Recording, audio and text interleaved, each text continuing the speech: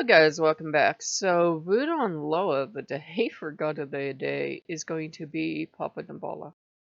I'm going to tell you right away that every source you're going to find is going to be conflicting and confusing. He's one of those Loa that if you're really going to want to work with him and learn all these things about him, it's probably going to be in a house you're going to do it. Though I've noticed some people in Vudon are very cagey with information, so you might, like say you encounter Damballa, you get really excited, so you run out and you join the first house you can find. Sometimes houses are a little cagey with information, so he's definitely one Loa that's pushed me to take what I learned from Damballa and use that because I'm not in a house setting. You guys know I've never been initiated, so take whatever you're learning with a grain of salt because I have to go by what resources I can find outside a house.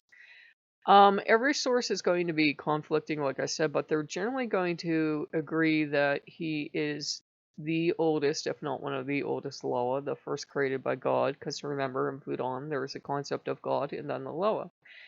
And incredibly wise, incredibly gentle and calm if we're talking about Damballa Wado. He's the Loa that can come in and calm down any situation, no matter how chaotic and out of control it is. So if you would be having a lot of problems in a house or a lot of problems in your life, you would call on Damballa Wado to cool or pacify things. You're going to associate him with things like cool water. You can offer cool water, obviously. If it's in a house, many people will say, oh, we offer basin of water. I don't know if this is true or not. I've never been in a house, so full disclosure. Um, Offering you're going to see on almost every page that everybody agrees on is eggs on flour. Now, keep in mind, I love snakes more than any other animal in the world. Even as a little child, I would pet black snakes and trot around the pet store with a snake on my shoulder, taking the snake everywhere. And there was this boa constrictor I was absolutely in love with, and she liked to try to get the dog biscuits. So I'm very used to, having snakes around. That's what I'm trying to say. So when they would say an egg, I would say, well, should that be raw? Should that be room temperature? I'm thinking like, because he is a serpent, he is a snake. Um, I'm thinking, what should that be? And so if I do offer him eggs, I found two ways to do it. The first is the way everybody's going to tell you, put it outside, put it on flour, raw eggs. That way, too, if the critters get into it, they can eat it. Get all the protein, yum yum. And I try to make sure they're room temperature or warm them up in a little water because, a snake's not going to eat anything cold. They're not going to like it. And the other thing I would do is I would make these, they're called tea eggs, and I would call them Papa Damballa tea eggs because I was making them one day and he got very interested. And with me, I don't know why, I've never seen it anywhere. This older gentleman will show up, and I thought it was one of the other Loa fooling around and imitating Damballa, but he would keep insisting he was who he was. So he'd be an older gentleman dressed all in white, carrying, I think, a silver staff is what he would carry. So it kind of reminds you of that St. Patrick imagery that's associated with him. And he loved them. So he would get that. They're eggs that you partially boil, then you're going to crack them. Then you're going to cook them back in with tea, colony sauce, and various spices. So basically, it's Chinese tea egg recipe if you can find that. And I would give him the leftover tea, and he would like it with sugar, so he liked it sweet. And if any cookies or like a little donut or something in white happened to be around, he liked those. Now, obviously, those eggs are not going to come out white, nor is tea white, but he seemed to like it. So it might be La Flambeau coming around as well. La Flambeau would be the, let me make sure I don't mix my things up. Petro expect that's a lot hotter. I've seen people say to put things on a pile of peppers if you're offering them, like the eggs. I'd be very careful. I would tend towards Wado offerings until I was told otherwise in a dream or some kind of coincidence that you can't mistake. Only because outside a house you don't have a Mambo or Ugon to calm Damballa down, and he's very strong. Some people see him as the world serpent holding up the world. And so one source mentioned a cosmic egg, but I never saw it again, so take that for what it's worth. But basically, when I deal with Damballa, it'll be like as you deal with Loki or anyone else, they're kind of like a pair in your mind's eye. So, imagine a snake resting on your shoulders, getting into everything. He's usually very calm, very chill. Everything he's not allowed to have in a house, he's like, that's just fine. I'm going to take it here. So he'll be into the coffee, he'll be into everything else. I'll be like, Dambala, you're not even supposed to like that. And he used to be very silly when we first met. He would get into everything. He would be looking into the sink and everything else. And I'd be like, you're not behaving like this incredibly wise serpent, Loa. But he would be kind of silly. So he does have a sense of humor on him. And when we first met and we had, before he scared me, because he scared me at one point, I would do stuff that didn't even make sense. But I would like put water in a tub or something for him, and like I don't know. It was random stuff. That's why I would often wonder, was it Damballa? Was it just my mom playing tricks on me? What was it? But I had a dream one time and he scared me. I was at some kind of show outdoor, so I don't know if it was a fair or a bazaar or what it was, but there was this blue tent, dark blue with lighter blue stripes, but they were both pretty dark shades of blue. And there was a mambo in there, and she had tables set up, and she had snakes, and I love snakes, but I was like, oh, maybe I shouldn't be in here because it's a Pudon tent, and they have like snakes in that, and some houses will apparently use snakes in ritual. Again, I've never set foot in a house, so I don't know. And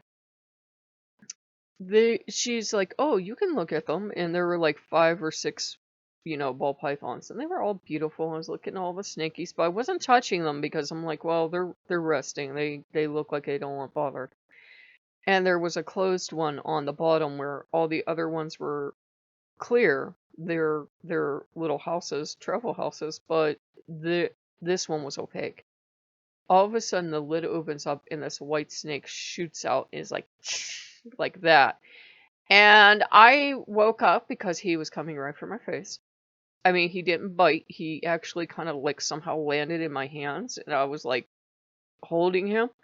He didn't bite, but it was obviously, I'm mad at you and now I'm feeling affectionate. Well, he scared me because I've never had that bad experience with a snake in real life. I've seen snakes get aggressive. I've seen snakes bite a glass, but people were usually being damn fools and antagonizing a snake that was in the middle of a shed or something. And they get upset. It hurts from what we can figure out for them to shed. It's kind of painful.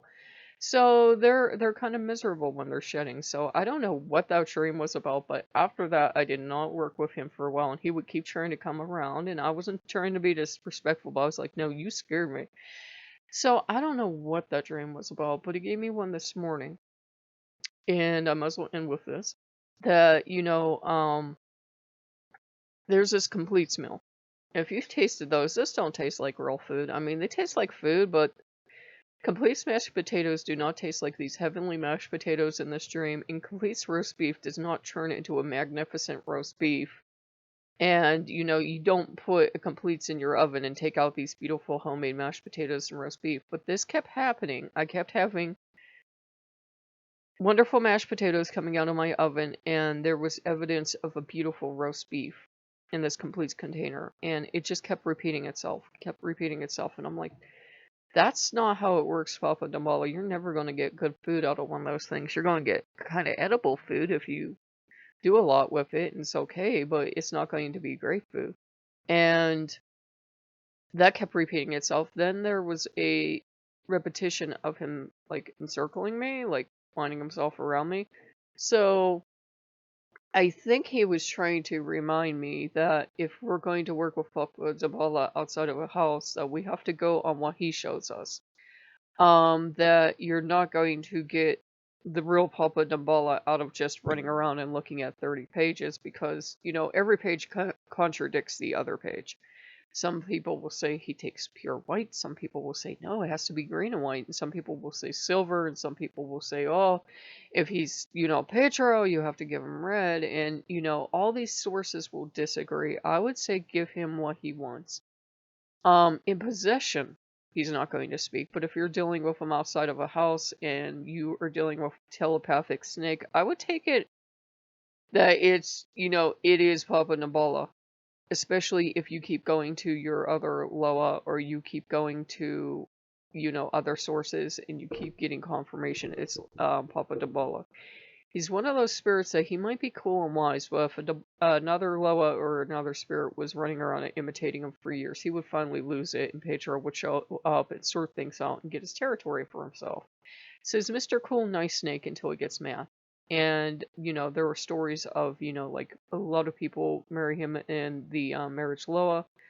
Though, again, people say, no, you can't do that. Well, the people that do marry him, there was this young woman that was married to him, and a guy propositioned her.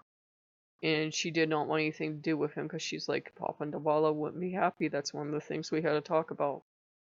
Long story short, this guy gets his way. And he starts getting attacked in his dreams by a snake-headed man. Now take this with a huge grain of salt.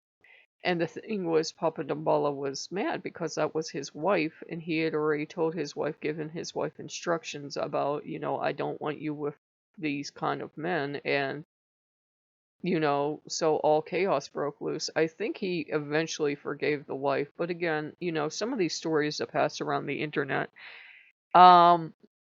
you don't know if somebody made them up. You don't know if they're just a metaphor for something. Like in the marriage Loa, if you do get married, like say you're married on the earth and you get married to a Loa, things can get really problematic really fast. That is one thing people will universally agree on, because a mortal spouse can get very jealous of the Loa, because the Loa is going to want time and attention. It's just like a marriage. So it's like, say, think of it. If you had two or more mortal spouses and they all wanted your attention and they all wanted you to cook for them and spend time with them, this is going to get complicated really fast.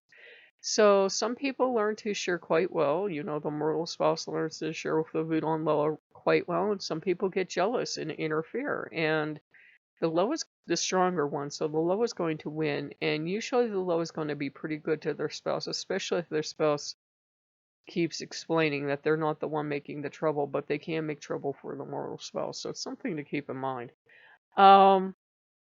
And overall, he's good to work with. Some people will say he will lead you to riches. He's one of those Loa that, now he's connected with wealth. Whether he was originally or not, he's connected to leading you to either metaphorical, literal riches in this world if you're good and you have a good working relationship. Depending on the source, it's either Wado, and I would go to Wado first. I would always deal with Wado. If Le Flambeau shows up, the hotter aspect, deal with him, but if not, I would, I wouldn't go out of my way. You're a lot better off dealing with Wado, but one of the two is a healer and a powerful magician. It depends on who you ask. Damballa is usually seen as the world serpent holding up the world, kind of like the father figure for all the Loa, some say. Some say the father figure for humanity. And he's, generally benevolent towards all humans. Generally benevolent. He can, even a Wado, even a cool Loa can still have a temper, It's not like these ones are cute and kind and never lose their temper. It's, they have a much longer fuse than the Petro. Like, I can't remember sometimes. And, he has, Aida Wado as the mate. He has, some say Ezili, and then there's another. I can't remember who the third one is, but people will claim various, ladies are married to him, and then, he has a lot of marriage Loa.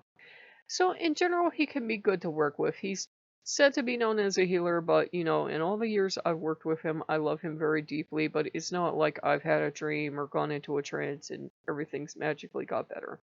And I'm not saying that to discredit him as a healer. It's just, I think some stuff probably works in-house. And some stuff, if you're not going to be called into a house, it can work, but results will vary. We're working on something together now, and I will be the first one to tell you if it works. I will. I will be holding a parade for Papa Damballa, metaphorically speaking, and because he could very well be listening if it works. So if it works, I will be very happy, and I am getting the strongest call. He wants water and a candle, so I'm going to wrap up here. But if you guys have liked what you see, like, comment, subscribe, and I'll see you later. Bye-bye.